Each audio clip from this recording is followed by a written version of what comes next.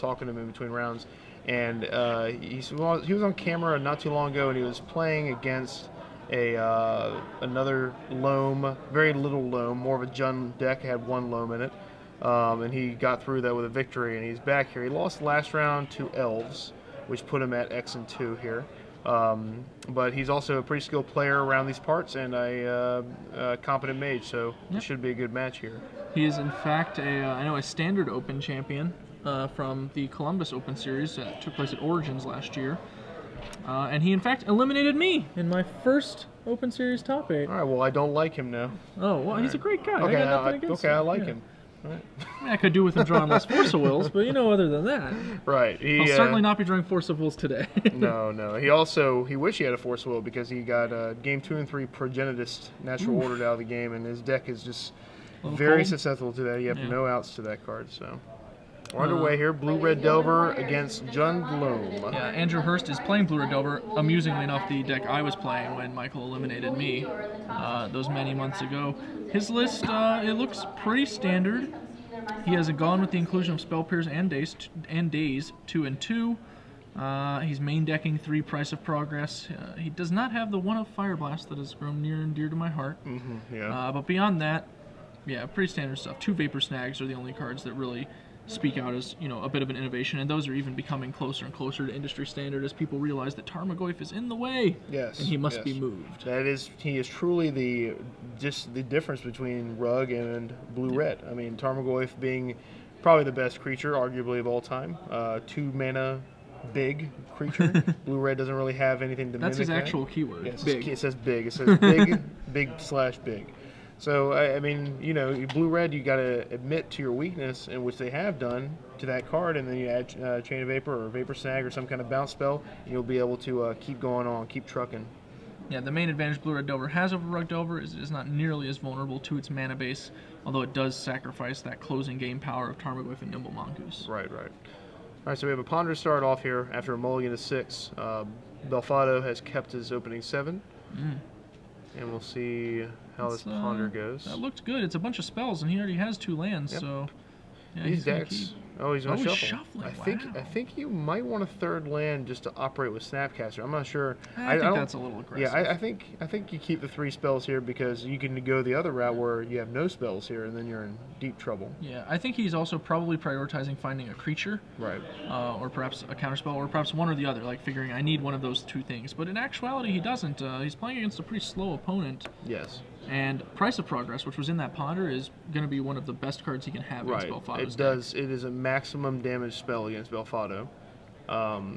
Andrew did draw Force of Will over through that, and now following up with a Grim Lavamancer to add some pressure.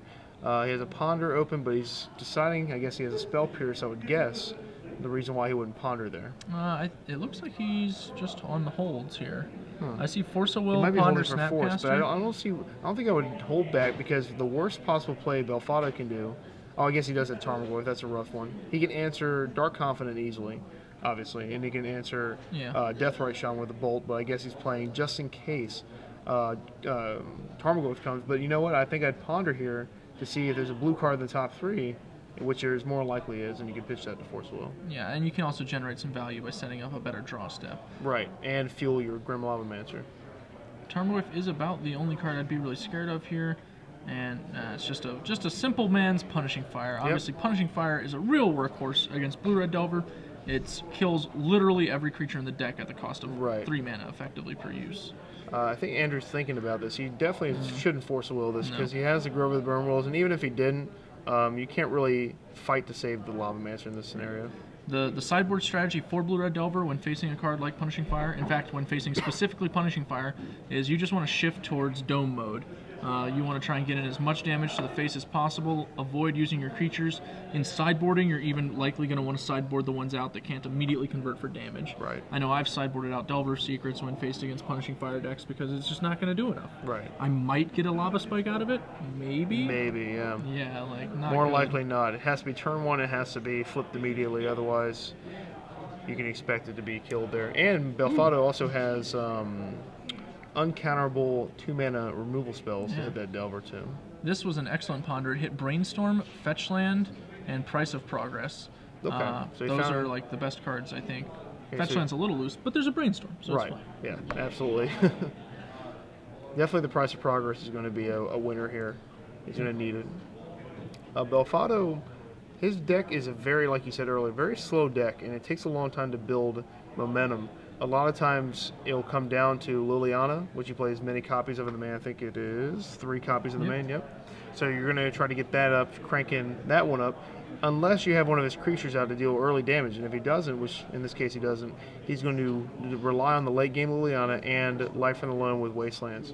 So he has a Deathrite Shaman, which is not too shabby against Blue-Red Delver, but his livelihood is very short here. Yeah, Andrew's turn here is basically just going to be Brainstorm, throw back Force, and the worst card of the top 3, and then Bolt the Delver. There's another, that's the original price of progress. Yeah, it looks like he's going to be throwing back, I guess, 2 lands instead of Force land, because he drew 2. Just kind of a rough beat, but... Yeah, see, those lands are not going to do him any good. He has the 3 that he needs for the game, if you're counting Snapcaster here. Yeah, and he definitely does want to go ahead and Bolt that Deathrite Shaman. It's going to be a lot more trouble than it's worth to leave it around. Right. Problem here is Andrew's down to 2 cards. One's a price, which is good, but the other one is a force, and Michael's at 16. So Andrew's going to need to start building some capital in his hand to be able to, you know, drop him down here. He can probably sneak this Snapcaster in for 5. That seems like pretty reasonable. Michael not likely to hold open Punishing Fire all the time. Right. So that's going to be able to put Michael within more range of Price of Progress. And at that point, he really just needs to draw a second copy, and he'll likely have it sewn up. Mm-hmm. His main deck answer to Price of Progress, from what I see, another Deathrite. That's going to be pretty good. He has a main deck Seismic Assault, which combined with Loam is going to be pretty deadly. But Michael doesn't have a Loam yet, or doesn't have Loam going yet, so to speak. I think he's holding one. It's hard to tell. Yeah, he cast one last turn. He's already he's returned to Verdant Catacombs and Forgotten Cave, so he's beginning to get the engine going. And I think he has another copy in his hand as well. But yeah, he's not. I assume he would cast it here, well, I assume he would dredge it for turn there. Well, I think he has another one in his hand, which is probably why he didn't. I'm not sure why he didn't just go ahead and cast it for some value here. Maybe he has a Bolt and intends to recur Punishing Fire, or maybe just really wants the Punishing Fire. Probably that, yeah. I think he's going to go Punishing Fire here. Daze, that's not ideal. Well, we're going to have to just Snap Bolt this Deathrite Shaman. Yep. So, as you said, he's doing this. That Snapcaster is not going to live for too long. No, but it will at least tie up Michael's mana, you know. Right. All right, here comes Punishing Fire. Back to hand. Pays the red, brings it back. We'll see what Michael does here. Yep, he really just wanted to get Punishing Fire back in his hand that and turn. Again, he draws. Again, he draws. I'm pretty sure you dredge here. Like, I've watched him play earlier, and when he had no spells in hand, he was dredging. Now he has a fistful of cards, and he would dredge every turn. I'm wondering why he's not dredging here.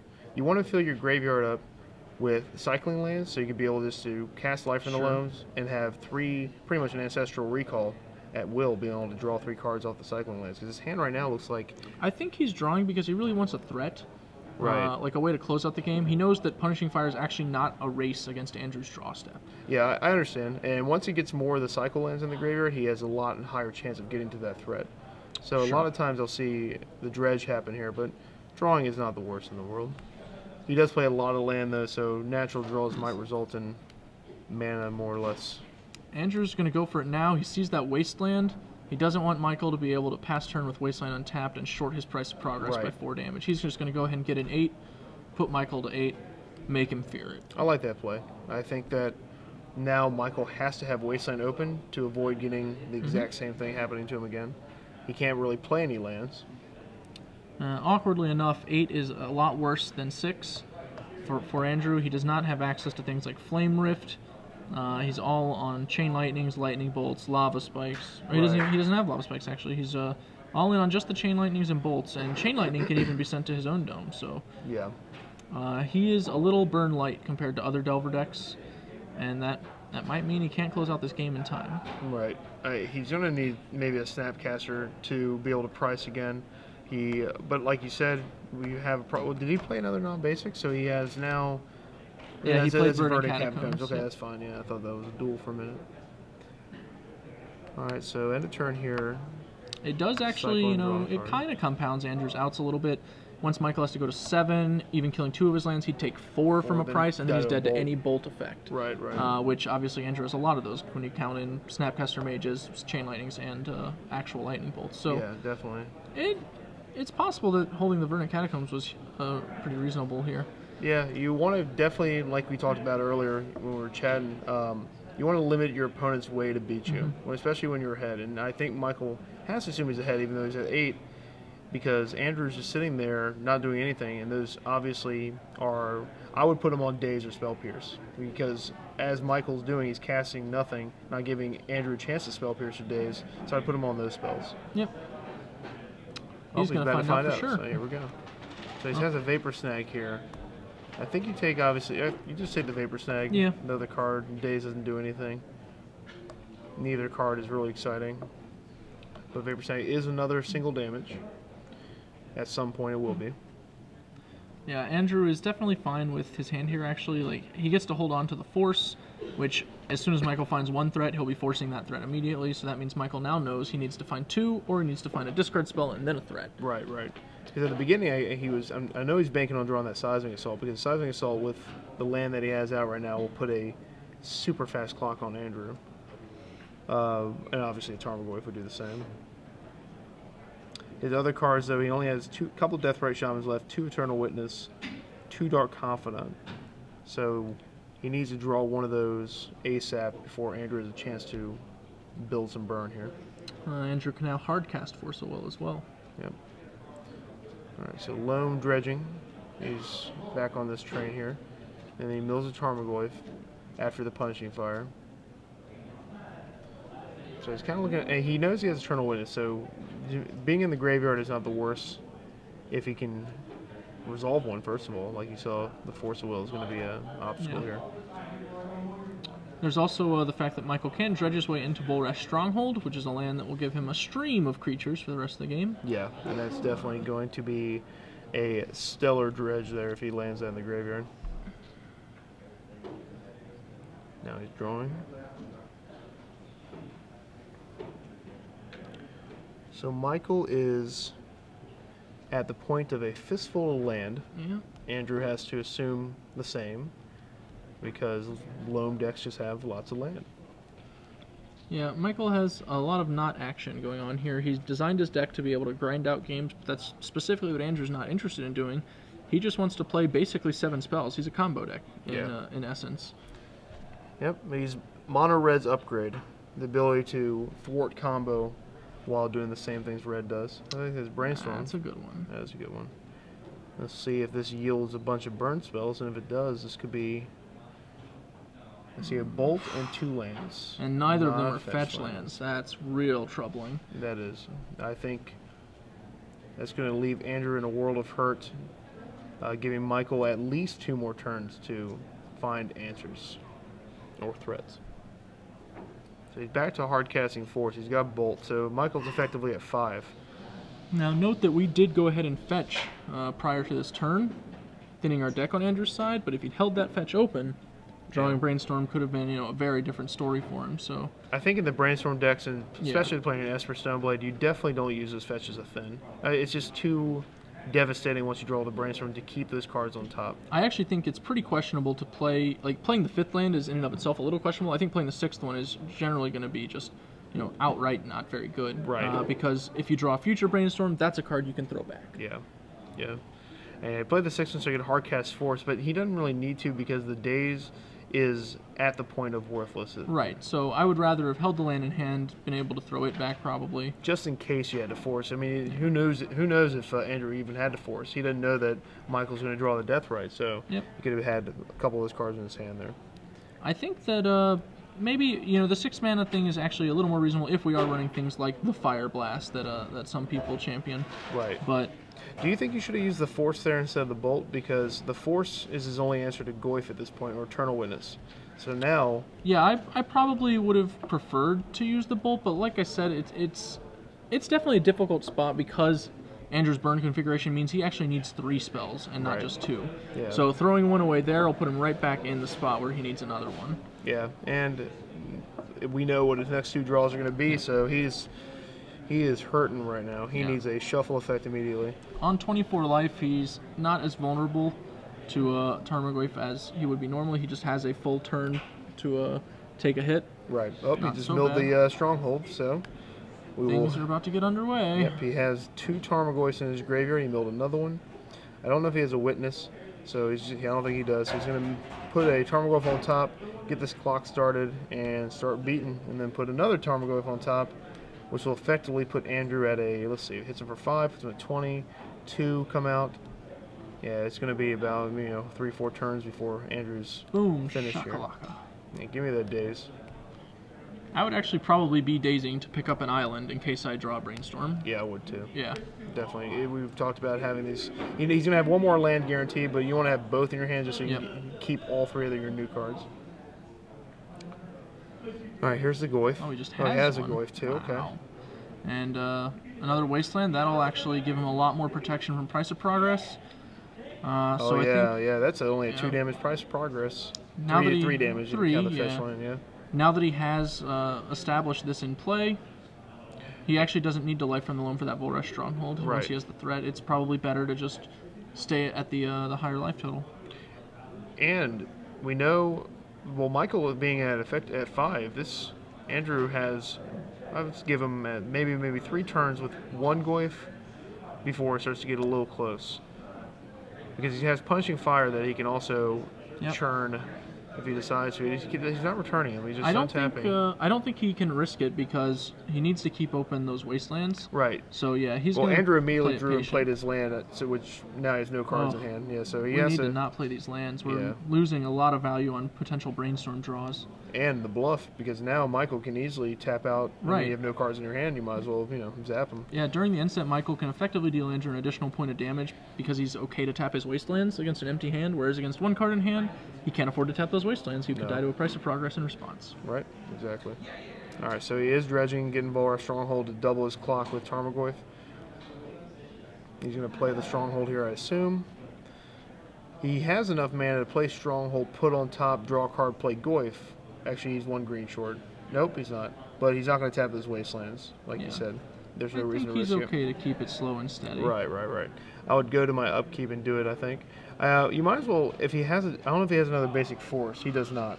And that's why he's not fetching with the Verdict Catacomb. Yeah, he's definitely taking it slow, which he should. See, we're really just anxious to see what Andrew draws, see if this game has even any, if he has any ground to stand on here. Another Volcanic Island, not going to do it. No, plays it again. I think he is very dejected.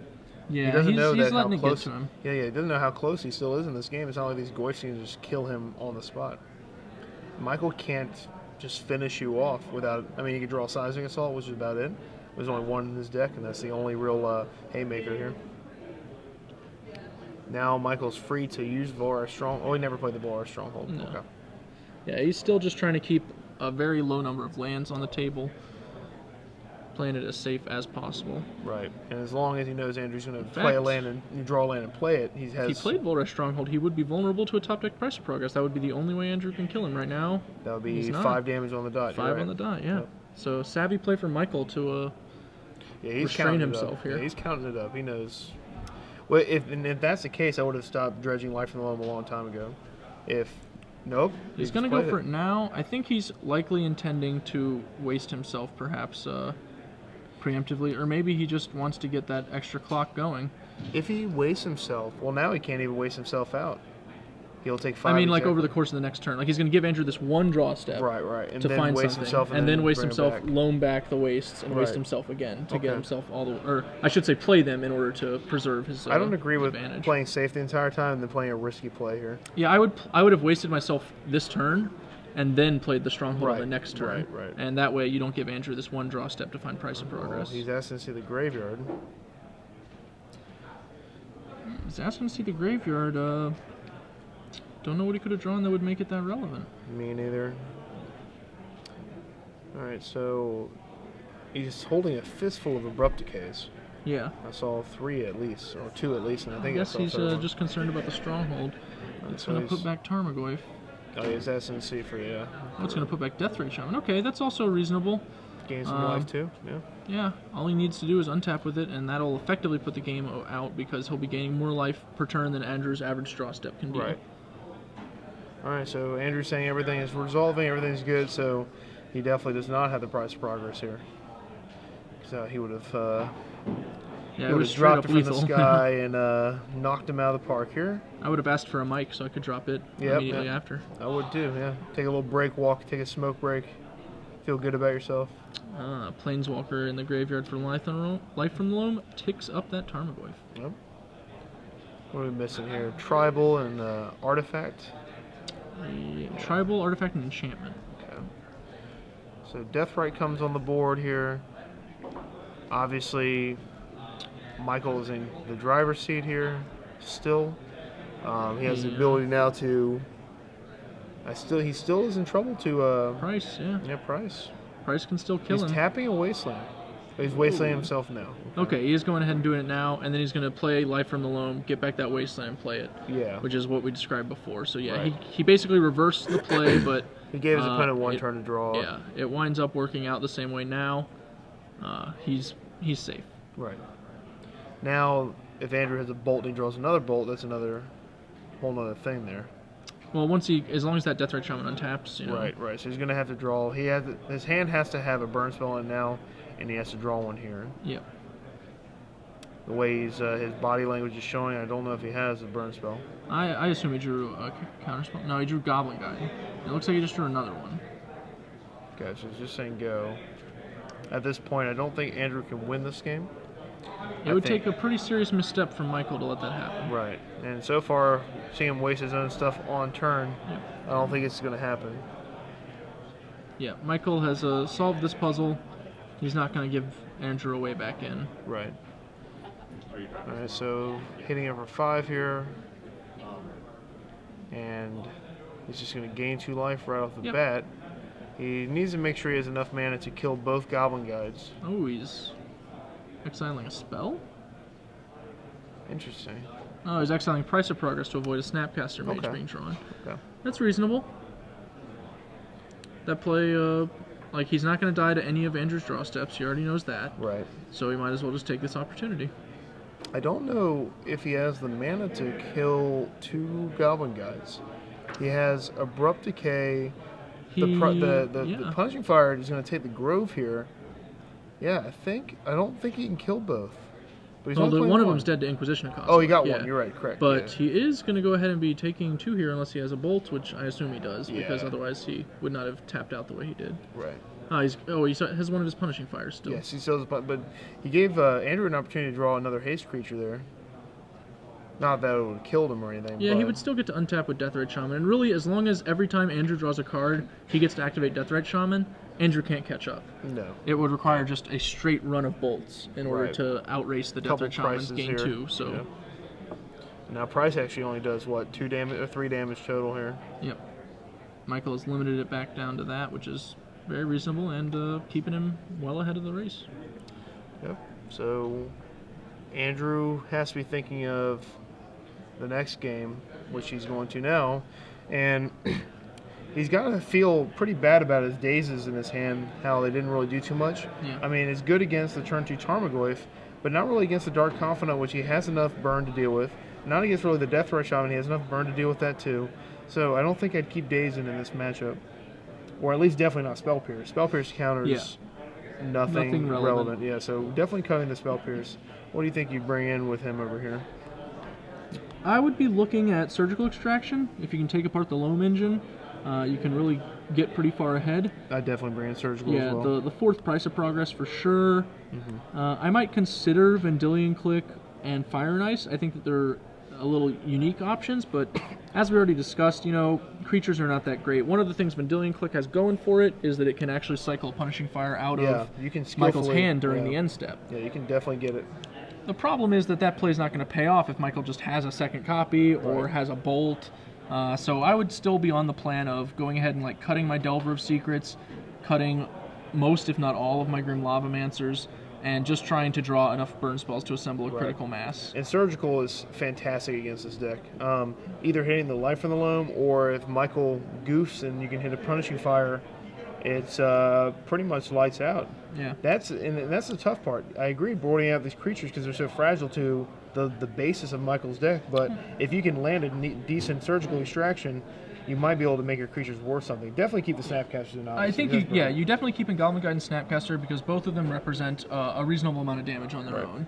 Obviously, Goblin Guide kind of awkward to keep in against the lone deck, which has so many lands. Right. But Delver is a much more inconsistent bit of damage. Now, if we're boarding out our Dazes and Pierces, maybe we have enough room to keep in a Delver. Like, obviously, Vapor Snag's not very awesome in this matchup. Definitely so not, yeah. I mean, it's an might answer to wanna Goyf, side sort those of. out. It's in more of a... But once you side out all your creatures, it's not even that big a deal. It's more of a gut shot. It deals some damage to the face there. Michael, however, has a lot of stuff for graveyard decks. He has Spellbomb, Grafdigger's Cage, Surgical Extraction. So he is hating on the graveyard mirrors. For this deck, he has Duress, maybe. Might not be too bad. Injury Explosives he's going to bring in to deal with those creatures, even if we board a few out here. And Abrupt Decay. I think he held all his Abrupt Decays and was pretty distraught about that, too. Because, I mean, the reason why Andrew couldn't even play him because of Punishing Fire. So maybe Abrupt Decay in this matchup with Punishing Fire is overkill. I don't know if it's all worth boarding out there. Yeah, I think in Game 1 it's definitely overkill because there are no answers to Punishing Fire. In Game 2, it's kind of reasonable to want to have access to Abrupt Decay and Punishing Fire just because you don't want to die you kind of might expect a Surgical Extraction. It's a pretty standard board card for blue-red. Another route Andrew can go is to keep in his creatures and, side out all the counter spells and just hope to get lucky. It's a much better plan on the play than on the draw. If he can just, if a Delver survives for 2 turns unchecked and actually flips on the first turn, that is much more damage than most cards in his deck will net. So that's a worthwhile exchange. The counterspells in his deck are very unimpressive in this matchup. There's very few matches where you don't want counterspells, but most of the time when you're having dredge, graveyard-based decks, counterspells are pretty bad. Looks like Andrew did bring in Fire and Ice. I can see it in his opening 7. But his hand is otherwise land light, which is exactly what he wants. He needs a density of spells. He wants 2 mana, maybe a third one day, but at the very beginning he wants just to have 2 lands and then burn. It may mean that he winds up having to fetch Volcanic Island this turn, which would leave him vulnerable to Wasteland, but, nothing doing. Right. He's going to go for a mountain. He's mountain, okay. It's possible I missed on his hand. Maybe he has 2 lands. If he does, then this hand sounds very good to me. Yeah, it's a little bit of a shine here. We should be able to see it soon. Hopefully there's a Goblin Guide here to make it interesting. Yep. I think he would. He wouldn't do it otherwise. Or it's a Grim Lavamancer. Okay. I think, let's look at Michael's hand. I see. He is land light. He only has the mountain. What? Yeah, he decided With Ponder? Yep, he decided to go ahead and lead the Grim instead. Oh, Lord of mercy. That is not good. Yeah, I don't think I would want to do that. I'd be much more interested in trying to find that land. Hopefully we're making a mistake and the glare is too bad. Let's find out. No, that's a Daze, Ponder, Chain Lightning, and I can't see the other 2 cards, but definitely Daze, Ponder, Chain Lightning. Okay. I think I would have been willing to risk the Volcanic Island. At a minimum, I would have gone Island Ponder if you want to be more conservative. Yeah, of course. Yeah. Did he draw a land? He drew Arid Mesa. All right, well, I guess if you know the top card of your deck... I'm sorry, it was a Bloodstained Mire he cracked. He couldn't go get an island. He would have had to get a Volcanic Island. Right, I think you still get the Volcanic Island there agree. and Ponder, definitely. Yeah, because if you get Mountain here, you don't draw a land, you're done. An opponent wastelanding on the draw is also not the strongest play. John Wilmer, no. Yeah, and you have the Ponder, just in case you do get Wasteland, at least you can look at the top 3 and you'll probably get a land somewhere in there. And if you don't, then, that's just, you're not drawing a second land for a while anyway. Alright, so he has the Ponder here. He really lucked out with that Arid Mesa. Looks like we've got a Goblin Guide, a Brainstorm, and a Delver, I believe, in those 3. Definitely keep that. Yeah, that sounds awesome. So he's going to stack them Goblin Guide, Delver, Brainstorm. If he gets to untap with that Volcanic Island, that's an awesome stack. If he doesn't, it's a really awkward stack. Yeah. I think he's all in on the plan of hope you don't have it. Ooh, Grafdigger's Cage. Interesting. I don't like that sideboard against Andrew because it only stops Snapcaster Mage.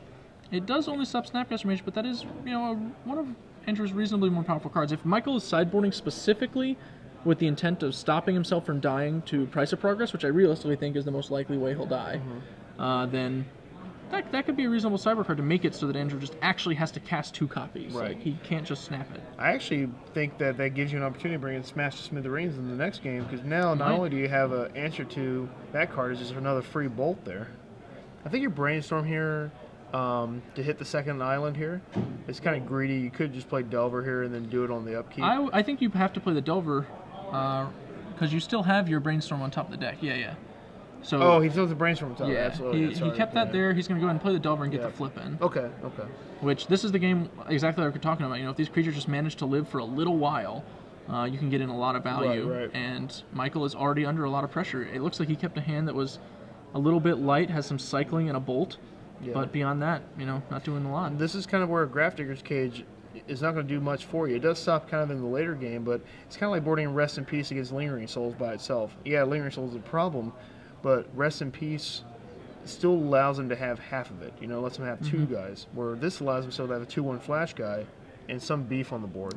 It's playing a Tarmogoyf. It's obviously pretty big, but it also feels like it's a turn too late. Yeah, he has ice here to tap it to get more Goblin Guy damage in, or he can just, you know, save it for the fire aspect. But I think we're going to see what happens after he brainstorms here. I think it's correct to ice it. You get a card out of it and the same 2 damage. The trade-off is obviously you give your opponent about 40% of a card. Okay, so he leaves Daze in. Yep. Daze is Deathrite Shaman. Which is a pretty good Daze here. Auto flip, he looks just to make sure he didn't mess up here. And yeah, now we're just gonna swing some. I don't know. Swing here. Okay. I guess you can wait and you can ice on his turn. The problem is if the Goblin Guy dies, then you're just icing for no reason. You don't get that damage in. Right. So I might have just been more aggressive with it and just gone ahead and get that free 2. Popped in for 2, get him to 11. He's actually 8 now. They didn't take the 3 off from the Delver. Yeah, so he is real low. Michael, I can't see his hand right now. I think I see. I think I see an Abrupt Decay and a Seismic Assault, yeah. Alright, so he plays a land so he can cast Seismic Assault. He needs a triple red for it. Yeah, it's his only Seismic Assault, but it's a pretty big high-impact card in this matchup. Yeah. In this particular spot, it can, you know, just kill that Delver right out of the sky. It looks like he's going to go for an Abrupt Decay instead, though. Right, and Andrew didn't tap into turn with the ice, which is... Yeah, I definitely would have done that. Yeah, he's giving away damage, missing a cantrip here that could have resulted in another card. But Andrew has a Price of Progress, which is going to hurt real bad. Yeah, Andrew's hand is stacked with all the cards he wants. He has Price of Progress, he has Bolt, he has Brainstorm, and he has Fire and Ice, which, as we've already discussed. He gets a dual land again. He doesn't have a basic mount, so he has to get the dual here. Yeah, he has to get the dual in order to be able to untap into Seismic Assault. And he is taking 8 damage from this. I don't see him coming back from this. The Delver's getting decayed. That's cool. Yeah. Now, you know, if we had iced that Tarmogoyf, we'd actually be threatening lethal this turn. Yeah, he would be dead here. But instead, we're going to threaten lethal next turn. Main phase here, which I don't know if I do.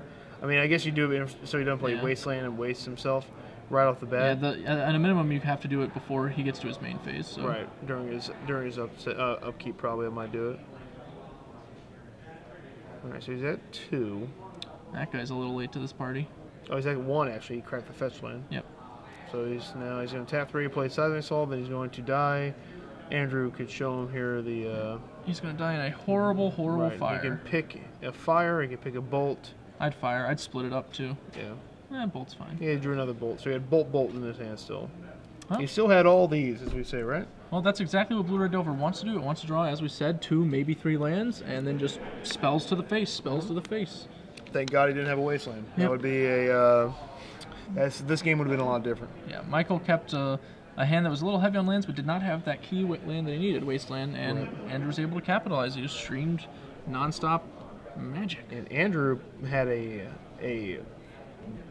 heroic mountain fetch at the very beginning to leave himself at 1 land, unable to cast any spell in the rest of his hand. They're all blue, except for a lightning bolt, and he drew the Arid Mace off the top. So I bet Andrew was breathing a breath of kind of a sigh of relief there, just saying, "Ooh, that was a close one." Those are the best games to win. You know, you're riding on this edge of your seat. Like, whew. Yeah. Oh, tight one. Feels good. It's like mulling to 4. Yeah. I bet that was almost a mull to 4 there, keeping having a soul mountain in play. A little far. Yeah. I don't think he would have made it here on 4 cards. He had all these, but he didn't have all those. Right. Yeah, he has all of it. I've seen a lot of miraculous comeback wins here today, and yesterday. All right, so Game 3 is underway. We're going to see maybe a Smash the Smithereens appearance, but then Andrew's like, Grafdigger's Cage, I'm not too worried about that, maybe, you know. It really depends on if he feels like it's going to have any impact on this game here. But Smash is a bolt, so who knows? Yep. All right, so shuffle up. Jund is on the play, which... Good for him. Good stuff for him. It will mean he can play a Deathrite Shaman, and that will force Andrew into the very difficult position of playing a threat or answering it on turn 1. Right. And obviously, he wants to play a threat, but the Deathrite Shaman, if left unchecked, can give Michael such a huge advantage that it is likely worth just spending turn 1 bolting it, which gives Michael, in turn, the chance to, you know, again have the initiative, play a Tarmogoyf, play another Deathrite Shaman, something like that. Right. Even a Dark Confidant becomes much more reasonable when you're on the play in that kind of situation. Absolutely. I don't know if he kept Dark Confidant in. I don't think I'd ever board it out against any matchup. But if I you would were to board board it it out on out, the draw, but on right. the play, I think it's fine. Yeah, this is the only matchup even on the draw I would definitely board it out. These super aggressive decks, and it looks like he has 1 land again. Andrew on that side. Yeah. Michael's fine. He's got Surgical in his hand. He boarded Surgical Extraction, which is going to combo with this Duress here. Oh, he's going to be able to take out all the... Is that double Brainstorm? No, that's Brainstorm, Vapor Snag, Right, Delver, Vapor Snag. Delver, Price of Progress, 2 lands. All right, so he's going to take the Price of Progress here, obviously. Yep. I don't know if he's Surgical here. He might. There's some debate. I think you could take the Brainstorm here as well. Right. But Price is like a big card. You'll Right. have to play around it all game. So That's pretty much the only card that kills Michael each game. You know, it's Price of Progress, and if he knows they're all gone, he can just lay every land in his deck out without having any fear. if he thinks he can handle the Delvers, I think there's some merit to taking the Brainstorm. But generally speaking, I would take the Price. Like you said, Right. It is the most dangerous card. It is how Andrew plans to win this matchup. It's his Jace. Exactly. If Michael has an Abrupt Decay to deal with the Delver, then you're fine. Otherwise, you do have to consider taking the Brainstorm. Let's see if he has... Yeah, It takes he's the going to take that Price. Now, if he's going to Surgical, he's certainly going to want to wait to do it. On the draw as set, he'll yeah. give Andrew an opportunity to draw another one. He's not. It doesn't look like he's doing it. Yeah. He would have to do it in response to... He's probably going to wait until he has an untapped land, is my guess. Right, so he doesn't shock himself. Yeah. That's fine. He can also use it after Delver's reveal if Andrew reveals a good spell, in order to avoid letting Andrew draw that card. Right. Andrew can Brainstorm in response. I think I would... Andrew could Brainstorm in response. Actually, that's what I think you would probably need to do that. It's very likely that if you would pass the turn, Andrew would have considered brainstorming during his own upkeep. Right. And after he brainstorms, putting a spell on top for Delver, you can Surgical him, Then make him shuffle his shuffle. deck, and he's back to random with Delver, and he threw away a spell with his Right, brainstorm. yeah, that would have been a much better play. I think that it's not necessarily a lock that Andrew makes that play, but give him the opportunity. I think you do make that play, don't Yeah. you? You want your I Delver think to it's strictly flip, better than this play. And not only that, you can set it up or putting a Right. Vapor Snacks 2 down and having your second Delver flip. So yeah, I think you can flip Playing both the Brainstorms. Brainstorm in this situation is like a little awkward because Andrew would like to have both Delvers in play before he stacks it. So I could see there's some argument against it for that reason. Right, but he actually has the cards in hand to flip both Delvers because Well, you can he put a can't Vapor cast Snag. the second Delver is the issue. He'd have to hit a blue Is he source. holding a mountain currently? Yeah, he's holding a mountain. So that's the only reason that I would not make that play if I'm Oh, he Andrew. doesn't even bother. Yeah, he does not even consider it. So it turns out it wouldn't have paid off, but I still think we give him the opportunity. Right. At a minimum, seeing what card is on top of his deck before you Surgical is Right. pretty good value. Shuffling your opponent's library after the reveal is good because you can just say, oh, that card is a devastating one. You can make him get rid of it. Yeah. All right, so second Delver comes in. He's going to have tons of damage on board here. You're definitely going to Brainstorm during this upkeep because flipping both of them Yes, I is agree. just a boatload of damage. Michael's deck's well positioned to beat this deck, but he has to have the Punishing Fire, and I think I see Punishing Fire. I think I see it in the middle of his hand, but he does not have the Grove. Here comes the Punishing Fire. All right, so he does have it, just no Grove. So he basically paid 2 for a shock, but that shock obviously gets a lot better. If Andrew brought in Surgical, now would be the time. This would be a pretty nasty Surgical here. Then his creatures are safe for the most part. Oh man, all spells so all good. burn. So you burn all of Goblin those. Guide, Chain Lightning. Yes. So I imagine he'll throw back Oh, probably the 2 Goblin Guys. Yeah. Oh, I thought that was okay. probably awesome. throw back something Bolt and reveal the Bolt that Michael already knows he has. Right, and that's what he's going to do here. Yep, there it is. Flip, and then we're going to play Goblin Guide and get to work. Right. Still on 2 lands, which is not bad because he has the exact Perfect. 2 lands he needs. A basic land island, basic land mountain. Nothing Michael can do about this. Andrew is perilously close to just having lethal. He didn't flip for Goblin Guide. Yeah, we did miss a Goblin Guide trigger there. He would have flipped the land and drawn it. Flipped the land, yep. All right, here's Liliana. Goblin Guide happy to run protection here. Right. Saves Delver. And do you even bother with Liliana? I have a Vendilion Click in my hand that is doing nothing. Right, I'm going to ignore that. And even Liliana. maybe the Vapor Snag. You have 2 cards that are pretty worthless here. I just jam down Goblin Guide, leave up Vapor Snag in case he does something. Yeah, definitely here. Goblin Guide, 5 damage right to Michael. That'll put him to 7. A Vapor Snag can get him to 6, and then he's got Bolt Chain Lightning, and that'll be that. Right. Looks like he may be splitting it up. Punching fire. We did our Goblin Guide this time. Oh, he is splitting it up. Yeah, well, that'll put Michael to 9. I don't agree with that, but I don't know if that's going to... Andrew has such a strong hand right now. I don't know if that's going to be a deterring factor here in winning. So Michael is going to obviously punching fire the flip Delver. He can play all the lands he wants, doesn't matter. What's that last card? It looks like a cave. Ooh. Vapor Snagging this Delver's a little loose. You don't even know it's going to flip. Yeah, I don't like that at all. I think that's a little aggressive. It gives him there is some upside to the play. The primary upside being that if you don't draw a card you can cast, you're going to get to use your island, basically. However, once Michael draws that Grove of the Burn Willows, the creature plans out, and Andrews luckily has some burn, and that Vapor Snag is a burn spell. And he actually just drew an Arid Mesa, which he's now going to want to be casting Vendilion Click, fetching up a Volcanic Island probably. Right. But perfect time to draw it here.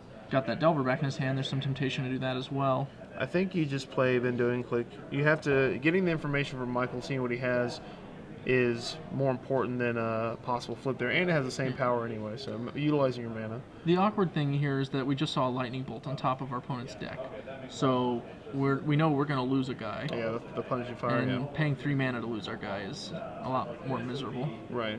So he's going to go the other play, I guess, and he can go this way where he chain lightnings here. You definitely chain here because Michael he could have 2 red. Yeah. Right. This is going to be the one turn for likely some time in which Michael doesn't leave 2 red up to play around chain lightning. So he left the wasteland up because Andrew only showed the chain or the lightning bolt, and he doesn't know about the chain lightning because it would have been obvious to leave the Badlands up instead. Well, he had to tap the red for punishing fire, but he might have played a different land to be able to get to double red. For sure. All right, so he says go. Yeah, it looks like he's just gonna get got here. I believe he looked at his card with Delver, found nothing, and decided to fetch. Okay. That's my guess, because that's a pretty common play with this archetype. It's one of the main uses of a fetch land. Yeah, missed the look there. So, only thing we've really seen miss is the Michael misses Goblin Guy, which would have got him 1 card deeper. I'm not sure how important that is here. And then... So, in fact, Michael really didn't have all the answers for these Delvers. He had an answer for 1. Yep. So maybe that brainstorm at the beginning could have been the play that would have changed the game. But that's not a mistake. That's more of a, you're gambling. It's one side or the other. Well, if this attack goes through, Andrew's got lethal with that bolt. Well, he has the punishing fire. He used on the other Delver that got saved, and then he flipped another burn spell. So he has 1 removal spell. He has the singleton bolt. Yeah. But either creature he bolts is going to leave him dead. Michael's going to destroy Volcanic Island. Andrew's going to float in response. Good float. Don't do anything yet because you're in declare blockers. What Michael actually should have done if he really wanted to tempt him here is wasteland during declare attackers. Then once he's in declare blockers, he won't have that extra mana. Andrew might have been tempted to do something like cast Vendilion Click, but I highly doubt that would happen. He's not going to throw away a sure kill here. Yeah, he's right now. Andrew is in complete control. He has way more than enough damage on board and in hand to finish him off. He's just going to go for bolt here. Yeah, and that's it. That's it. All right, so Andrew Hurst takes it with blue-red Delver, 2-1.